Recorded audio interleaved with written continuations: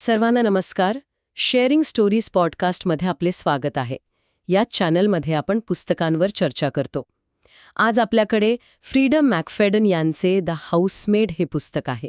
हो, आणि हे फक्त कुठलंही पुस्तक नाहीये. हे एक सायकोलॉजिकल थ्रिलर आहे जे सध्या टिकटॉक आणि इंस्टाग्रामवर म्हणजे अक्षरशः धुमाकूळ घालतंय. बरोबर.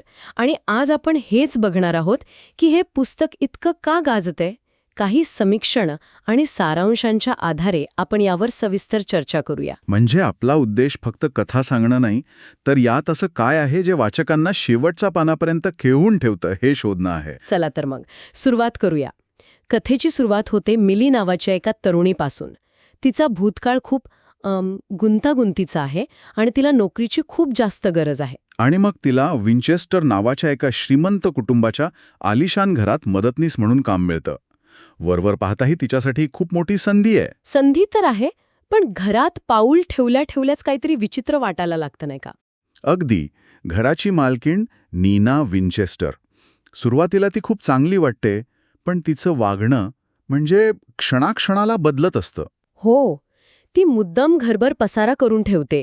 म्हणजे विचार करा, मिलीने नुकतंच सगळं घर स्वच्छ केलंय आणि नीना मुद्दाम त्यावर काहीतरी सांडते. हे फक्त निष्काळजीपणा नाही, हा एक प्रकारे मानसिक छळ आहे. आणि मग मिलीला राहायला दिलेली ती लहानशी खोली, जिला बाहेरून कुलूप लावलं जातं, हे सुरुवातीलाच खूप अस्वस्थ करणार आहे. बरोबर. इथूनच आपल्याला कळतं की हे घर जेवढं सुंदर दिसतंय तेवढंच आतून धोकादायक आहे. आणि इथेच सत्तेच्या असंतुलनाचा म्हणजे पॉवर इम्बॅलन्सचा मुद्दा येतो. तो कसा? नीना श्रीमंत आहे, ती मालकीण आहे, तिला वाटतं की ती मिलीवर पूर्ण नियंत्रण ठेवू शकते. ती मिलीला फक्त एक कर्मचारी नाही तर एक वस्तू समजते. आणि मिलीकडे दुसरं काही पर्याय नाहीये, कारण तिला ती नोकरी हवी आहे. Bring your book to life with AI. Plotsformovies.com helps you create movie-like trailers for your book, allowing filmmakers to visualize your story, just the way you imagined it while writing. Enhance the storytelling experience to a whole new level with realistic characters, immersive voiceovers, and cinematic sound effects. No more boring stock images or generic clips. Captivate your audience, spark curiosity, make readers and filmmakers eager to explore more. Plotsformovies.com, where your story becomes cinema. ही तिची असहायताच कथेचा पाया आहे असं मला वाटतं. नक्कीच. आणि मग या घरात अजून एक पात्र आहे, नीनाचा नवरा अँड्र्यू. हो, तो खूप शांत आणि दुखी वाटतो. आणि तो मिलीशी सहानुभूतीनं वागतो, पण त्याच्या डोळ्यात एक विचित्र भीती दिसते. जणू काही तो काहीतरी सांगू इच्छितोय, पण सांगू शकत नाही. त्यामुळे वाचक म्हणून आपलीच द्विधा मनस्थिती होते. नक्की खलनायक कोण आहे? विचित्र वागणारी नीना की गप्प राहणारा अँड्र्यू? आणि हीच तर लेखिकेची खासियत आहे. ती आपल्याला कधीच सरळ उत्तर देत नाही. ती आपल्याला प्रत्येक पात्रावर संशय घ्यायला लावते. अगदी. सुरुवातीला आपल्याला वाटतं की मिली एक साधी भोळी मुलगी आहे, एका विचित्र कुटुंबात अडकली आहे. पण जसजशी कथा पुढे सरकते तसतसं कळतं की मिलीसुद्धा काहीतरी लपवतेय. तिचा भूतकाळ तो एक रहस्य आहे. इथेच मला वाटतं अविश्वसनीय निवेदक म्हणजे अनरिलायबल नरेटर ही संकल्पना खूप महत्वाची ठरते. बरोबर. म्हणजे मिलीच आपल्याला ही गोष्ट सांगत आहे, पण आपण तिच्यावर पूर्ण विश्वास ठेवू शकतो का? समीक्षकांच्या मते हेच या पुस्तकाचं सर्वात मोठे यश आहे. हो ना. आपण मिलीच्या नजरेतून जग पाहतो, पण तिची नजर किती खरी आहे हा प्रश्न शेवटपर्यंत राहतो. आणि लेखिका या संकल्पनेला सत्तेच्या समीकरणाशी खूप सुंदरपणे जोडते. म्हणजे सुरुवातीला मिली असहाय्य आहे, त्यामुळे तिची गोष्ट एका पीडितेची गोष्ट वाटते. पण जसं तिला घरातल्या गोष्टी कळायला लागतात आणि सत्तेचं पारडं तिच्या बाजूने झुकतं, तशी तिची गोष्टही बदलायला लागते. वाव. म्हणजे सत्य हे परिस्थिती आणि सत्तेनुसार बदलतं का? हा प्रश्न हे पुस्तक खूप प्रभावीपणे विचारतं. एक्झॅक्टली. कथा फक्त पुढे काय होणार यावर अवलंबून नाही, तर आत्तापर्यंत जे झालं ते खरं होतं का यावरही अवलंबून आहे. आणि लिखाणाची शैली ती तर याला पूर्ण पाठिंबा देते. लहान प्रकरणं आणि प्रत्येक प्रकरणाच्या शेवटी एक धक्का. हो, यामुळे पुस्तक खाली ठेवण्याची इच्छाच होत नाही. एका समीक्षकाने लिहिलंय की हे पुस्तक वाचणं म्हणजे एका वेगवान रोलर कोस्टर राईडवर बसण्यासारखं आहे. अगदी. वाचकाला श्वास घ्यायलाही वेळ मिळत नाही, तो फक्त कथेत वाहत जातो. आता आपण याच्या लोकप्रियतेबद्दल बोलूया. जगभरात याच्या 20 लाखांपेक्षा जास्त प्रती विकल्या गेल्या आहेत. हे न्यूयॉर्क टाइम्स USA टुडेच्या बेस्ट सेलर यादीत पहिल्या क्रमांकावर आहे. आणि सोशल मीडियावर, विशेषतः #BookTalkवर तर या पुस्तकाने धुमाकूळ घातला आहे. हो ना, पण हे इतकं यशस्वी का झालं असावं? फक्त वेगवान कथानक हे एकच कारण आहे का? मला नाही वाटत. मला वाटतं याच्यामागे एक खोल मानसिक कारण आहे. हे पुस्तक अडकून पडण्याच्या, म्हणजे फीलिंग ट्रॅप्ड, या सार्वत्रिक भीतीला हात घालतं. म्हणजे आपल्यापैकी प्रत्येकाला आयुष्यात कधी ना कधी असं वाटलेलं असतं की आपण एका अशा परिस्थितीत अडकलो आहोत जिथून बाहेर पडणं अशक्य आहे. मिलीची कथा त्या भावनेला थेट स्पर्श करते. आणि ती फक्त अडकून राहत नाही, ती त्यातून बाहेर पडण्याचा मार्ग शोधते. ती परिस्थितीवर नियंत्रण मिळवण्याचा प्रयत्न करते. बरोबर. आणि कदाचित हेच वाचकांना जास्त भावत असेल.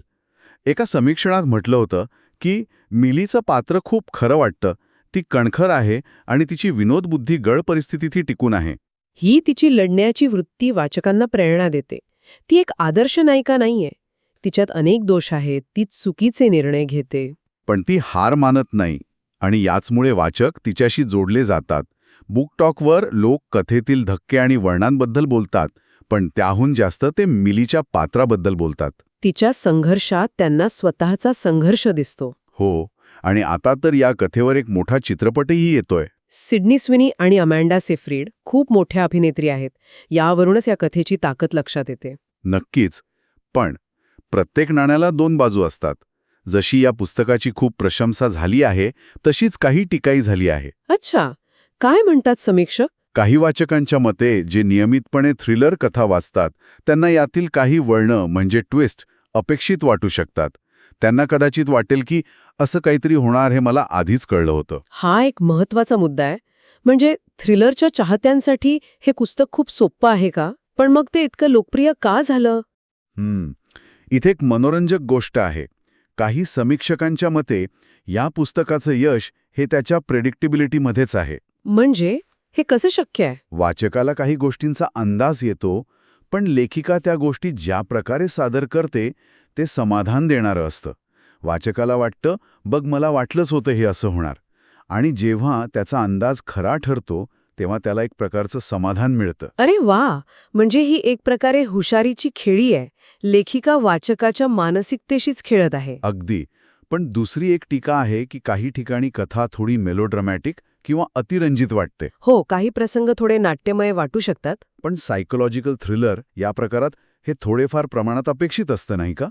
भावनांचा कल्लोळ आणि टोकाचे प्रसंग हे या प्रकाराचा एक भाग आहेत. बरोबर आहे. आणि म्हणूनच एकूण पाहता समीक्षकांनी या पुस्तकाला 5 पैकी 4 स्टार्स दिले आहेत.